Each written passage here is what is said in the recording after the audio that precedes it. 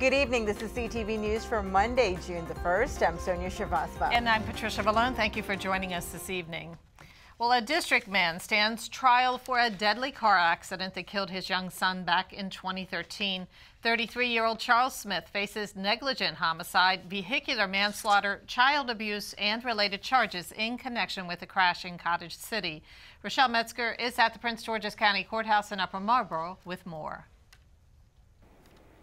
Charles Smith of Washington, D.C. was allegedly high on PCP when prosecutors say he got behind the wheel, 2 kids in tow, and caused a fatal car accident that killed his 4-year-old son. His trial began today with jury selection.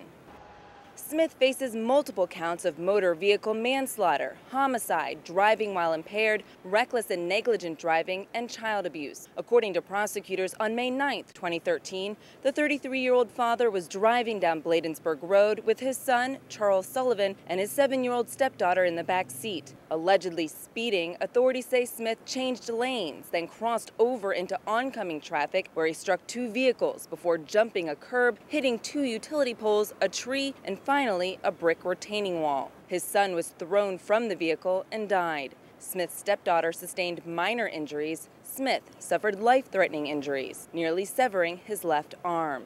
From Upper Marlboro, I'm Rochelle Metzger, CTV News. And opening statements got underway late this afternoon. The trial is expected to last 4 days.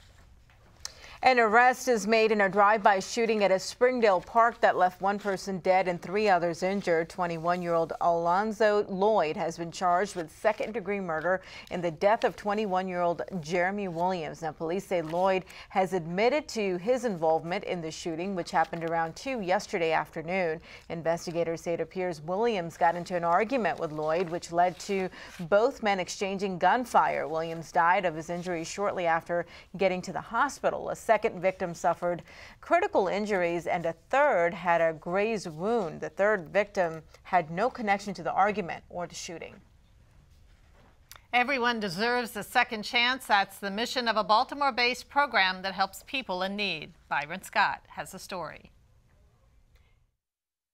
I got arrested in '95. I came home in 2002. 38-year-old Antonio Maltsby has not had it easy. When I came home, I looked for a job for approximately about a year, couldn't find a job, and I went back to doing the same thing, and I got locked up again. This time when he got out, Maltsby was referred to a job training program called Second Chance. He was hired. I never had a job. Only jobs I had were through work release.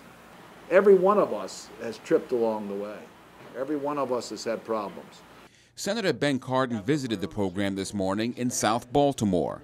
And you put a face on the issues. And at times, I think people said, well, is there any hope?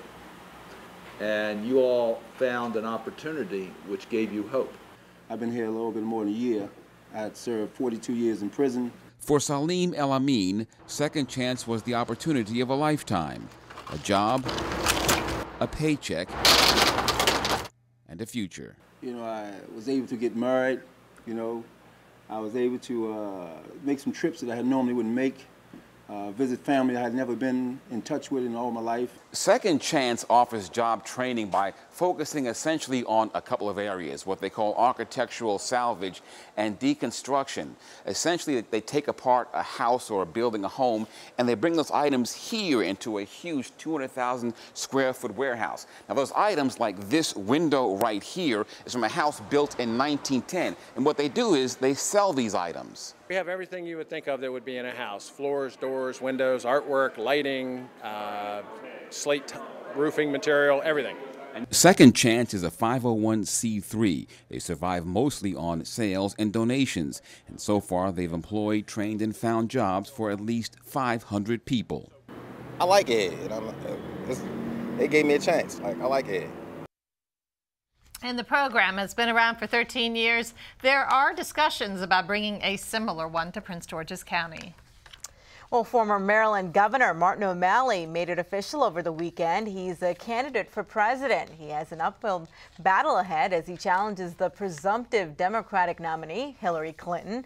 Local Marylanders have mixed views on OMalley's campaign.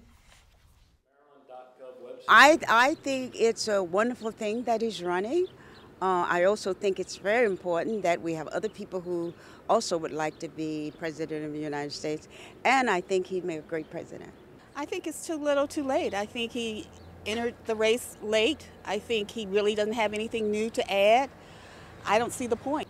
I don't know if he's just there for a distraction or to take away from Hillary or what his reasoning is, but I don't believe he has a chance, and I don't think he's going to bring anything new to the table. I think it's good if he runs because he still is a young, energetic man who can lead the country to success.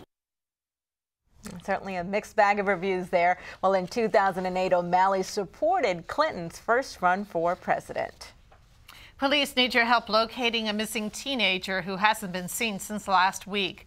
13-year-old DeMarco Lyles was dropped off at his school in the 6100 block of Lamont Drive in New Carrollton on Thursday, May 28th.